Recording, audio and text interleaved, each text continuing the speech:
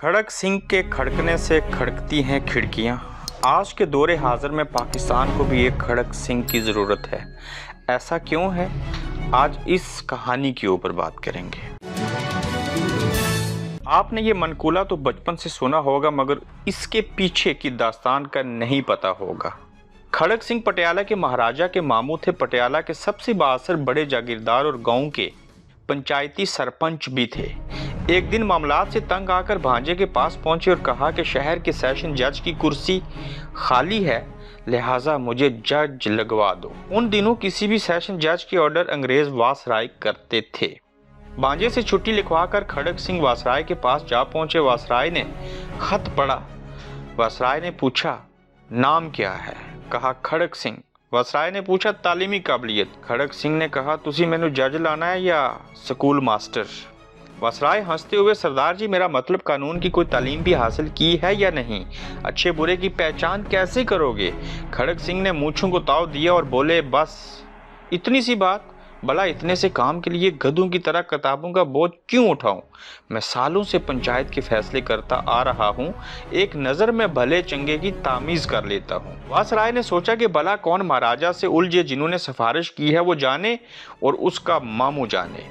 अर्जी पर दस्तखत कर दिए और खड़क सिंह जस्टिस का फरमान जारी कर दिया। अब खड़क सिंह पटियाला लौटे और अगले दिन बतौर जस्टिस कमरा अदालत में पहुंचे। इत्तेफाक से पहला केस कत्ल का था। कैटेरे में एक तरफ 4 मुलजम और दूसरी जानब एक रोती हुई खातून थी।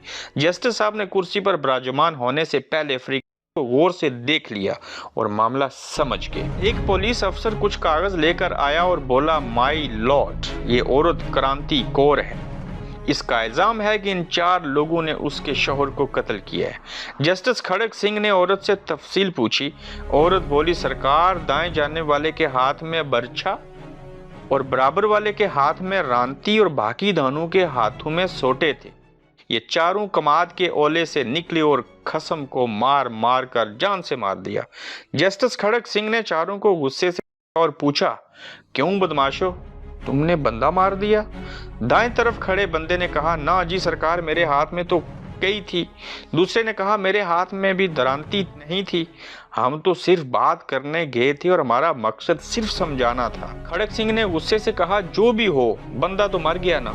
फिर कलम पकड़कर कुछ लिखने लगे तो अचानक एक काला कोट पहने शख्स खड़ा हुआ और बोला, माय लॉर्ड, रुकिए, ये केस बड़ा पेचीदा है। ये एक जमीन का फड्डा था और जिस जमीन पर हुआ वो जमीन भी मुल्जमान की है। भला मकतूल वहां क्यों गया?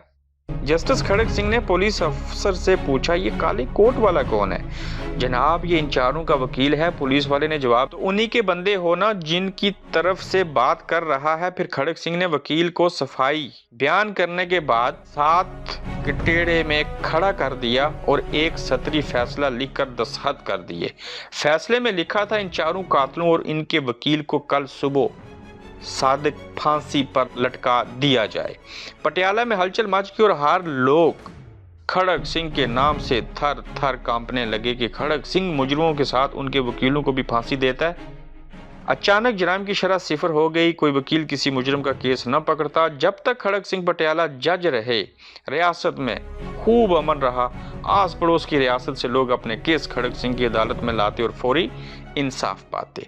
इस दौरे हाजिर में भी हमारे मुल्क पाकिस्तान को एक खड़क सिंह चाहिए, जो हम ये तो नहीं कहते वकीलों को सजा दे, मगर ये ज़रूर कहते हैं कि इंसाफ का बोलबाला होना चाहिए और जुर्म की शरह जो है सिफर ना हो सके, लेकिन कम से कम कुछ कम हो जाए। अपना फीडबैक दीजिए इस तरह की स्टोरीज़ के बारे में।